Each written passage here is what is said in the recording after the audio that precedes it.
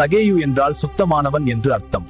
ரோமர்களிடமிருந்து எரிகோவின் வரி வசூலிக்கும் உரிமையை குத்தகைக்கு எடுத்து தன் கீழ் பல ஆயக்காரர்களை வேலைக்கு வைத்திருந்தவன். இவன் ஆயக்காரருக்கு தலைவன், மத்தேயுவை போல வசூலிக்கும் இடத்தில் உட்கார்ந்திருப்பவர் அல்ல.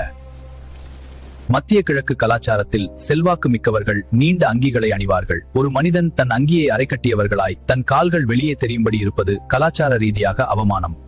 ஆனால் இயேசுவை ஒரு முறையாவது பார்க்க வேண்டும் என்பதற்காக செல்வாக்கு மிக்க சகேயு தன் அந்தஸ்து அனைத்தையும் விட்டுவிட்டு ஓடினான்.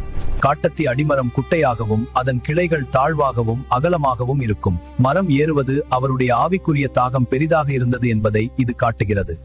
இதற்கு முன்பு இயேசு சகேயுவை சந்தித்ததில்லை. இயேசு அண்ணாந்து பார்த்து சகேயுவே என்று அழைத்தது இயேசுவின் தெய்வீக ஞானத்தை வெளிப்படுத்துகிறது. உன் வீட்டிலே தங்க வேண்டும் என்று சகேயுவின் வீட்டிற்கு சென்றதன் மூலம் இயேசு எரிகோவிலேயே மிகவும் வெறுக்கப்பட்ட ஒரு மனிதனுக்கு கிருபையையும் ஐக்கியத்தையும் வழங்கினார்.